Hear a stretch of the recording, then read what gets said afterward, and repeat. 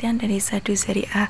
Secara bahasa, sadu artinya menutup, mencegah, menghalangi. Zari'ah artinya jalan atau perantara. Sedangkan secara istilah adalah melarang sesuatu yang zahirnya mubah, namun menjadi jalan menuju sesuatu yang haram. Ada rukun atau syarat dari sadu zari'ah. Yang pertama, al-wasilah. Al-wasilah merupakan dasar dari zari'ah, karena dengan al-wasilah dapat terwujud zari'ah. Contohnya, ada orang mencela Tuhan, orang musyrik. Kemudian orang musyrik mencela Allah Subhanahu wa Ta'ala secara bermusuhan dan tanpa ilmu. Dari contoh ini, pada dasarnya tidak ada salahnya memaki berhala atau sesembahan kaum musyrik, bahkan menghancurkannya. Akan tetapi, dapat dipastikan mereka akan membalas memaki Allah, bahkan makiannya yang lebih kasar. Karena itu, Allah melarang hal tersebut untuk menutup zari'ah yang menyebabkan kaum musyrik memakinya. Selanjutnya ada al-mutawasil ilahi. Al-mutawasil ilahi bisa disebut juga dengan al-man'u atau yang dilarang.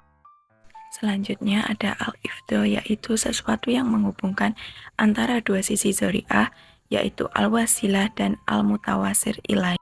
Selanjutnya ada macam-macam sa'du zari'ah. Yang pertama, kasus yang mafsadahnya dipastikan.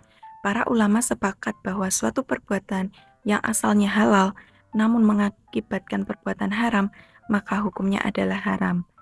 Misalnya, hukum menghina sesembahan selain Allah, dan ada hukum adik kakak tidur satu ranjang.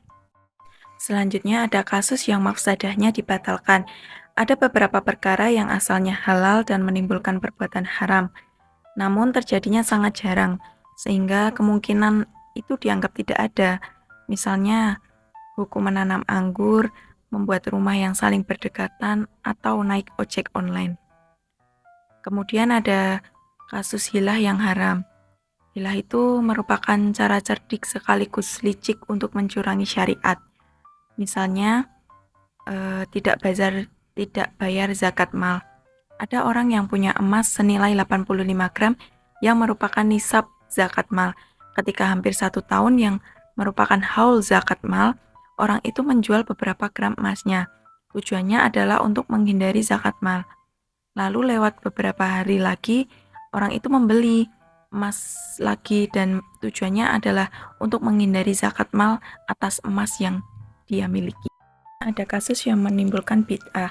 Ada kalanya suatu amal merupakan perbuatan yang sunnah, namun pada akhirnya menuntun pelakunya kepada perbuatan yang bid'ah. Contohnya, ada orang yang punya pilihan antara wudhu dengan air dingin atau air hangat, padahal cuacanya sedang sangat dingin. Karena ingin memperoleh pahala yang lebih banyak, maka orang itu memilih air yang dingin. Pilihan orang itu sebenarnya sudah sesuai dengan sunnah, yaitu tetap menyempurnakan wudhu di saat yang susah. Namun, dia lupa bahwa syariat justru menghendaki kemudahan bagi kita. Contoh dari sadu zari'ah ada menanam anggur, bekerja di diskotik, dan chattingan dengan lawan jenis.